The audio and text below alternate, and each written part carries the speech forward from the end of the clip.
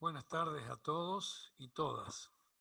Soy Armando del Bianco, ingeniero agrimensor, Córdoba, Argentina. Es un gran honor para mí que Miguel Ángel Ortiz, presidente de la Red Nacional de Estudiantes de Ingeniería Topográfica, Geodésica y Geomática de México, me haya invitado a este ciclo de conferencia. Esta presentación estará dirigida especialmente a los estudiantes y aspira a sintetizar en pocos minutos la importancia y el protagonismo del agrimensor en la ingeniería. Con el nombre de agrimensor incluyo los títulos de ingeniero agrimensor, ingeniero topógrafo, geodesta, geomático y geomensor. Voy a relatar un poco el protagonismo que tiene el agrimensor en la ingeniería, que tal vez sea una de las ramas más apasionantes de la profesión. En la gestión de una obra civil son varias las etapas en que el agrimensor es protagonista. Todo surge a partir de una necesidad. Por ejemplo, la necesidad de construir un camino que una dos polos de desarrollo. Eso va a conducir a la generación de un estudio de factibilidad y de un anteproyecto. Para ello será convocado el agrimensor para que aporte la cartografía y la información necesaria. Aprobado el mismo, se elaborará el proyecto ejecutivo y nuevamente participa el agrimensor aportando el levantamiento topográfico y el relevamiento de la información. Ya licitado y adjudicada la obra, el primero en llegar es el agrimensor para ejecutar el replanteo del proyecto. Terminada la construcción de la obra, aún sigue siendo protagonista con el control de las deformaciones, el monitoreo de asentamiento, la ocultación de movimientos, etc. Pero su participación no es lineal como está en el esquema, sino que se trata de una rueda donde se parte de una realidad y termina en una realidad que ha sido modificada, que más tarde volverá a girar con una ampliación de obra, por ejemplo, o una refacción o una obra al mismo lado de la anterior. Volvamos al principio de la rueda y veamos ahora cuál es el protagonismo del agrimensor en la generación del anteproyecto. El agrimensor va a participar fundamentalmente con la cartografía, con la carta base en pequeña escala, la carta imagen, la carta catastral, la carta de valores de suelo. Muy importante disciplina y que cada día adquiere mayor significado en los estudios de anteproyecto, muy especialmente en obras viales o en obras hidráulicas de gran extensión y en particular en la industria minera, es la teledetección óptica y radar.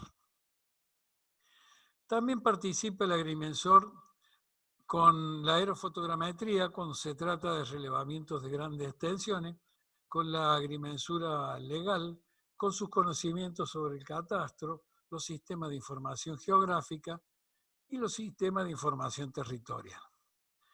Y finalmente también con las evaluaciones masivas. Veamos ahora el protagonismo que tiene el agrimensor en el proyecto ejecutivo. Que tal vez sea esta la labor principal que el profesional realiza en esta secuencia. El agrimensor levanta una porción del terreno, un sector del terreno, y lo extrae tal como si sacásemos una ficha de un puzzle que entre ficha y ficha en la realidad tiene un calce perfecto, exacto. Aclaro que para nosotros exacto siempre quiere decir estar dentro de una tolerancia prefijada. Aclaro también que la ficha que extrae el agrimensor para que se genere el proyecto es una ficha en 3 dimensiones tal como está dibujado acá, tridimensional, o sea, en 3D. Son 2 las tareas importantes que realiza el agrimensor en esta etapa. Una es el levantamiento topográfico, que dará por resultado un modelo digital de elevaciones y sus variantes, como las curvas de nivel, los perfiles, el estudio de cuenca, pendientes, etc., que sumado a los elementos básicos capturados en el terreno, configurarán el modelo digital del terreno, el cual es una planimetría con la altimetría adjuntada. Además, participa en la captura de la información específica que requiere el proyectista. Por ejemplo, si se trata de un relevamiento para desagües urbanos, será necesario informar sobre cotas de cordones, cunetas, badenes, umbrales, desagües pluviales y albañales. O si se trata, por ejemplo, de una línea de media tensión, deberá informar sobre las medianeras para colocar el poste sobre la medianera y no que caiga sobre un garaje, una cochera, etc.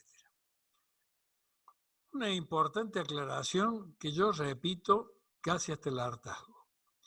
El éxito de la construcción de una obra va a depender de un buen replanteo. El replanteo va a copiar en el terreno el proyecto.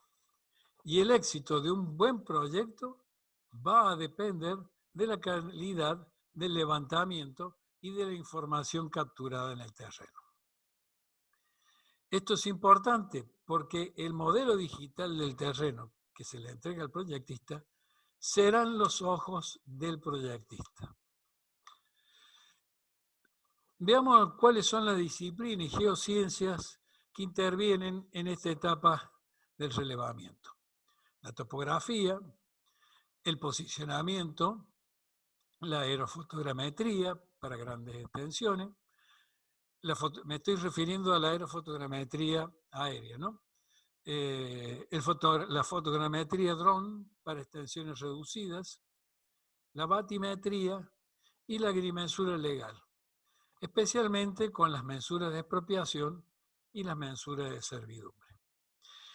Aquí estoy mostrando en la pantalla un ejemplo de cuando me refiero a empalme de ficha. Un canal de riego, como en este caso, es interceptado por la obra, que parte será demolida de ese canal para construir un desvío, como en este caso una curva del canal.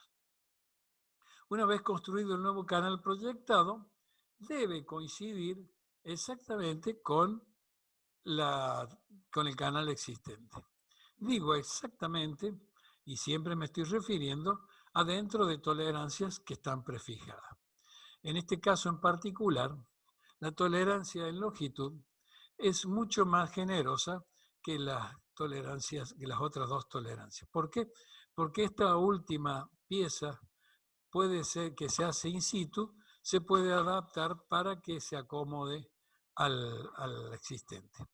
Lo que sí no se puede negociar es el diferencial en la altura, porque no puede quedar entre la existente y la que se ejecuta ahora un salto positivo o negativo. Pero no sucede lo mismo cuando las dovelas son prefabricadas, como en este caso, por ejemplo. Porque las tolerancias son tan ajustadas como el ancho de una junta de dilatación, que en la mayoría de los casos no supera los 2 centímetros. Acá vemos las juntas entre las dovelas. Y acá vemos la junta de dilatación que existe entre dos estructuras que son prefabricadas. Pero muchas veces ocurre que entre el relevamiento y la construcción de la obra, la gestión burocrática se toma mucho tiempo y se suceden distintos agrimensores. Cada uno con distintos sistemas de referencia, instrumentales distintos, métodos de trabajo, etc. Y entonces puede suceder que la ficha del puzzle no encaje por haberse cometido algunos errores entre que se comenzó la obra y se comenzó con el relevamiento y se terminó la obra. Por ejemplo, errores de traslación, errores de rotación, errores de escala o errores en alturas. Y puede ser que, y sucede, les aclaro que sucede, que como en este caso, dos puentes que se comenzaron cada uno de un principio, no se junten. O puede ser que suceda, que es lo peor que puede suceder, y también sucede que un ducto de gas no haya sido detectado en el relevamiento, en cuyo caso puede suceder un estallido, como en este caso de la foto, que la retro reventó el caño. Aquí es entonces cuando aparece el mago que va a solucionar el problema. Como por arte de magia, el agrimensor, mediante una compleja trama de hilos invisibles, como quien de la galera vacía saca un conejo, tiene la solución del problema. Es decir, aquí es cuando realmente se ve la importancia y el protagonismo del agrimensor. El secreto está en generar un sólido sistema de apoyo que una el relevamiento con el proyecto y con el replanteo de la obra. Un sistema de apoyo georreferenciado al sistema de referencia y marco nacional y vinculado al sistema altimétrico nacional. En mi opinión, los términos de referencias de los pliegos para los sistemas de apoyo habría que prohibir el empleo de sistemas de referencias locales y arbitrarios. Atención, no quiero que haya confusión. El sistema de apoyo que se construye antes de realizar el levantamiento y que sirve de base al proyecto, digo yo, debe estar georreferenciado. Otra cosa es el sistema de replanteo local que estará apoyado sobre este sistema georreferenciado. Y las coordenadas de los vértices, como en este caso, como en el caso de la figura, este punto P1, estará expresada en los dos sistemas, en el sistema original y en el sistema que se adopte para el replanteo de la obra. ¿Por qué esta es mi convicción? Porque no puede ocurrir lo que se aprecia en la imagen. Este es el caso de una obra, un camino que partiendo de una localidad Jujuy, San Salvador de Jujuy, pasa por Pumamarca, la cuesta del Lipán, llegando hasta los 4.100 metros, luego atraviesa un salar muy grande hasta llegar a Susque, luego va a seguir hasta la cordillera. Para la construcción, mejor dicho, para el proyecto de este camino, se contrató a 8 consultoras distintas. Cada consultora con su propio agrimensor. Cada agrimensor con un sistema local de referencia. No hubo posibilidad de poder empalmar todos estos proyectos. Como dije antes, había errores de traslación, errores de rotación y en algunos casos, bueno, de altura ni hablemos, porque habían utilizado distintos geoides de referencia. Pero además, y había ocurrido también que se juntaron los tres casos posibles. En este caso, entonces, para poder solucionar ese problema, hubo que hacer el levantamiento todo de nuevo. Como en una distancia extremadamente larga, se hizo un vuelo aerofotogramétrico y se colocaron PAF, muchos PAF, georreferenciados. En este caso, como estar muy al límite con Chile y con Perú, con Bolivia, perdón, en ese caso se usó el sistema de referencia SIRGAS, que es el sistema para las Américas. Y de esa forma se pudo hacer un proyecto continuo georreferenciado. Aprobado el proyecto, el próximo paso, ya adjudicada la obra a la empresa constructora, la empresa constructora convocará al agrimensor para que sea ahora protagonista del replanteo de la obra, a fin de lograr la construcción de la misma.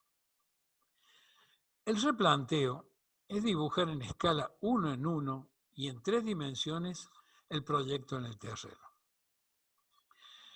Muchas veces no se puede emplear el sistema de proyección UTM o Gas-Kruger o algo, pero sí siempre es posible emplear una proyección estereoscópica, estereográfica con polo en el centro de la obra, como en este caso, por ejemplo. Y luego, sí, trazar un sistema local de coordenadas que respete un eje de simetría, por ejemplo. En este caso, los ejes principales, que son los que van a estar vinculados al sistema original, esos vértices van a tener coordenadas X y locales.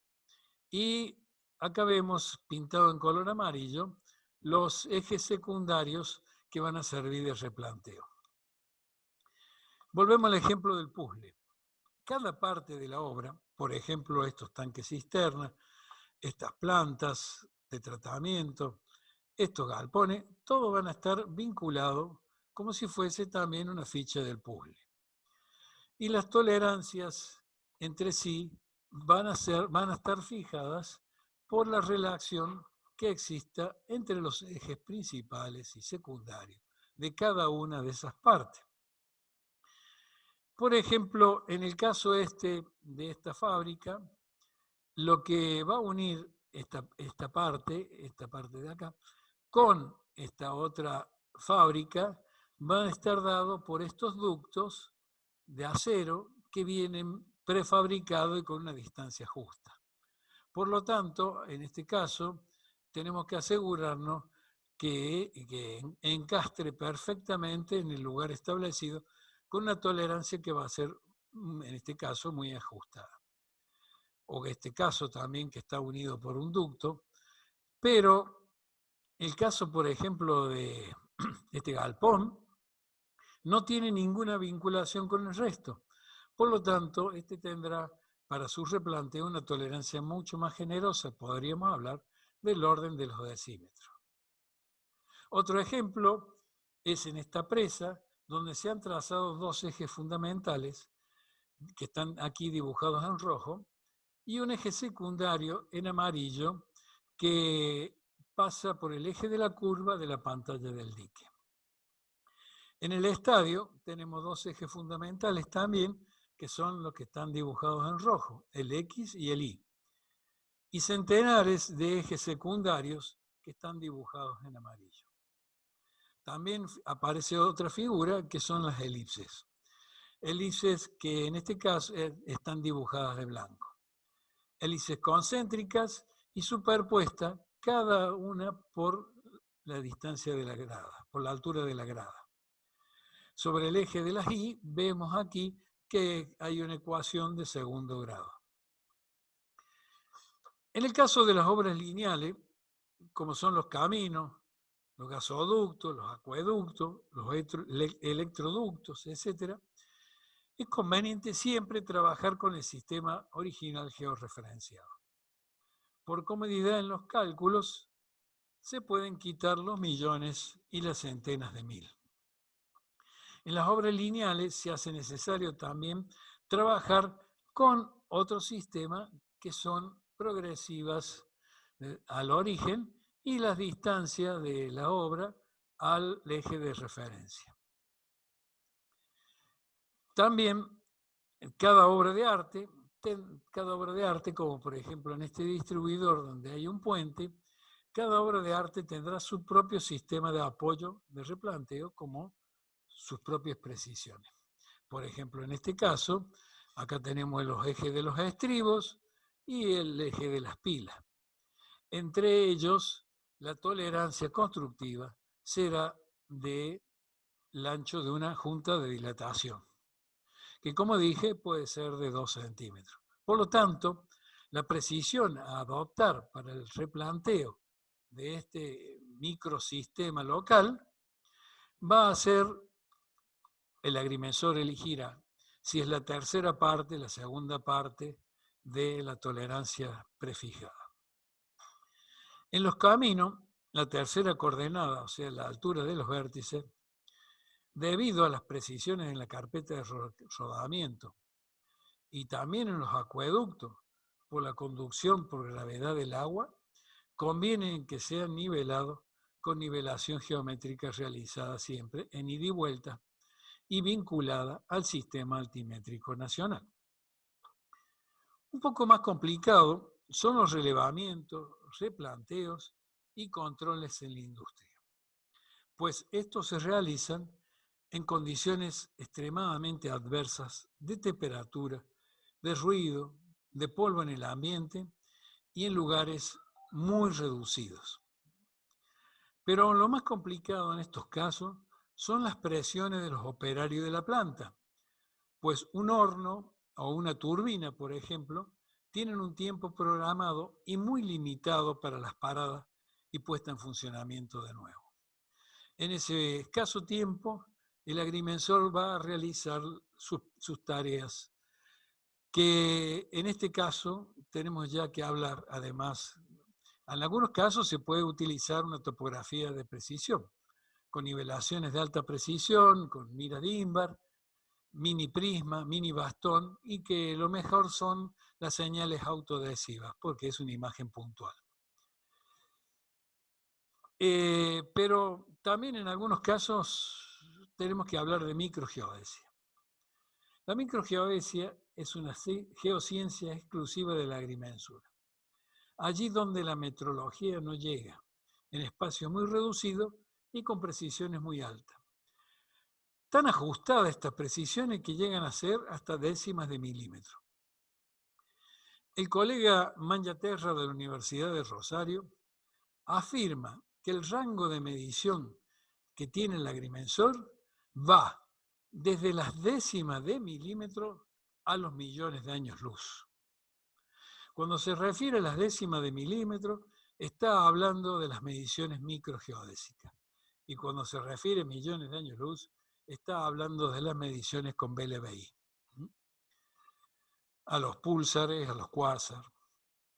Dentro de toda la gama de trabajo de replanteo que hace el agrimensor, hay algunas donde la adrenalina pone a 1000 las pulsaciones.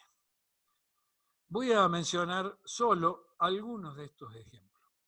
Por ejemplo, en este caso de la figura, la colocación de bulones de anclaje, acá tenemos, por allá tenemos, por acá tenemos, y a veces distancias muy largas. La colocación de estos bulones de anclaje dentro de una base de hormigón, donde más tarde se montará una turbina o una máquina, cuyos ojales son apenas unos escasos milímetros más ancho que el diámetro del bulón.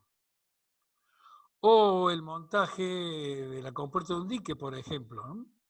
Que también tenemos este mismo caso.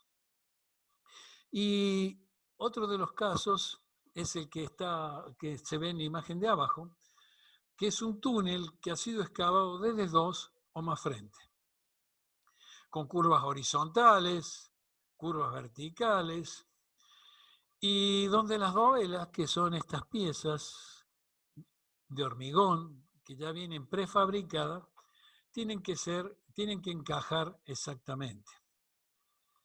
En el encuentro de los dos túneles, justo allí donde el topógrafo francés se está saludando con el topógrafo inglés, por supuesto que antes de la cuarentena, en ese preciso lugar donde se juntan los dos túneles, las dovelas deben empalmar con tolerancias en las 3 dimensiones extremadamente estrechas.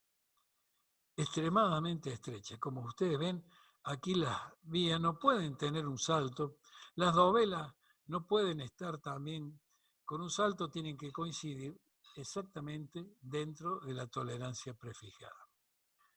O otro caso, un puente atirantado, donde los obenques tienen precisiones muy ajustadas, especialmente en lo referido a las alturas, porque las tensiones que se, perdón, con la, con la que, con las tensiones que se ajusten los tirantes, van a estar referidas a la altura del obenque.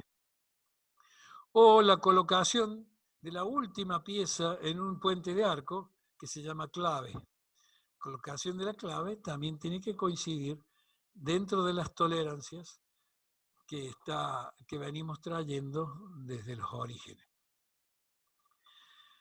En estas obras que he mencionado y algunas más, el agrimensor es como un equilibrista que camina sobre la cuerda floja, a 415 metros de altura, y su único sostén es la varilla que tiene entre sus manos, sus conocimientos y la experiencia. El agrimensor sabe dónde comienza la cuerda y sabe dónde termina, en el empalme justo de esas dos velas, por ejemplo. Pero no sabe cómo va a llegar a ese punto. Y para colmo de males, el último tramo lo hace con los ojos vendados. En el tramo final, hasta que los dos túneles se encuentren, el agrimensor no come, no duerme y vive en un estrés permanente. Hasta ese momento exacto, un instante que parece eterno, en que encastra la turbina, o se encuentran los dos frentes de los túneles, o se coloca el último de los obenques, o la clave en el puente en arco. Pero quien les habla, que hace 50 años es protagonista, les puede asegurar que no existe satisfacción más grande como cuando se logra bien con este propósito. Y ya se va cerrando la rueda. La obra ya está construida, pero a veces ocurre que aún quedan tareas para el agrimensor, confirmando ese postulado que dice: el agrimensor es el primero que llega a la obra y es el último que se va.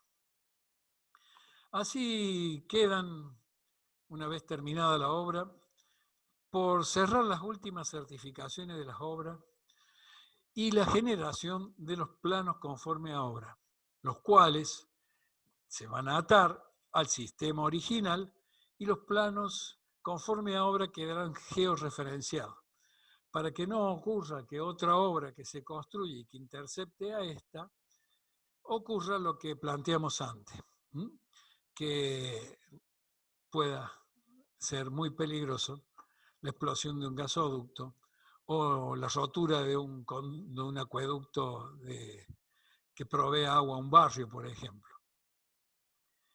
Y las ocultaciones, que son procedimientos de medición para el control periódico de las deformaciones de una obra, transcurrido un paso del tiempo. El monitoreo de los asentamientos o la medición y registro de pequeños movimientos. En esta imagen vemos el control de las deformaciones de la vía de 1 metro realizada con una estación total robótica de 1 segundo de precisión angular. También en este otro control de la vía lo vemos con sensores y LIDAR. Realizado, acá en esta otra imagen, vemos al agrimensor realizando una prueba de carga para medir el asentamiento de un puente con precisiones de hasta 0,3 de milímetro. El monitoreo periódico de edificios en una zona con napa freática casi en superficie. O el control del gálibo de un túnel realizado mediante el empleo de escáner láser. El protagonismo del agrimensor en la ocultación de presas es uno de los trabajos más interesantes que realiza el agrimensor. Acá tenemos una definición del doctor Ezequiel Palleja, de la Universidad de Morón en Buenos Aires, Argentina, que dice que el objeto es determinar movimientos y deformaciones menores al milímetro de la estructura, a través del cálculo, la compensación y el análisis de observaciones del tipo de la utilizada por la geodesia. pero en este caso en extensiones relativamente reducidas. Aquí vemos dos métodos de auscultación. En este caso, que es una presa recta, un método muy viejo, y que todavía se sigue usando es el de la colimación. Y un método nuevo es el del escaneo láser de la pantalla, para ver los movimientos de cada uno de los miles y miles de puntos que se levantan con el escáner láser. El mismo autor, el doctor Palleja, define a la auscultación de esta manera. La auscultación determina los pequeños movimientos y deformaciones materializadas en la estructura de la presa, tanto en los movimientos externos como en los movimientos internos y en el terreno circundante. Aquí vemos en pantalla otro método de control muy utilizado en las pantallas de los diques que son en curva, porque acá no se podría aplicar el método de colimación. Y acá vemos entonces que hay una red de control de puntos fijos que están, acá vemos el mojón, de puntos fijos que están perfectamente fundados sobre la roca madre, evitando así cualquier tipo de movimiento. Acá vemos que se está utilizando una estación total, también de un milímetro de precisión y de 1 segundo en angular. La centración es centración forzosa sobre un bulón que queda fijo en el mojo. Aquí entonces, desde cada uno de esos puntos fijos, se va a emplear una red de triangulación. En este caso vemos que es un polígono donde se han medido todos los elementos que llamamos supernumerarios, para poder hacer una compensación por mínimos cuadrados. Aquí vemos entonces que participa tanto el ángulo horizontal como el ángulo vertical y la medición de la distancia. Una vez obtenidas las coordenadas de estos puntos, por intersección hacia adelante, repetida varias veces con un método de repetición, por ejemplo, o de reiteración, y usando siempre el ángulo horizontal y el ángulo vertical, se determinan las coordenadas de cada uno de los puntos testigos que nos va a mostrar el movimiento y la deformación que tiene la pantalla de hormigón. En este caso, no interviene en la medición de la distancia porque los puntos son totalmente inaccesibles. Esto sería en cuanto a la medición exterior, ¿no es cierto? A la auscultación anterior, una red de control y una red de testigos. También, como dice la definición, tanto externa como interna. Entonces aquí vemos el agrimensor trabajando en una galería de inspección interna dentro de la presa. En la mayoría de estos casos, lo que se utiliza es la poligonación de precisión, también usando base de centración forzosa para la estación total y los prismas de puntería. Estas poligonales son doblemente atadas en cada uno de los extremos de la galería, para poder hacer una buena compensación.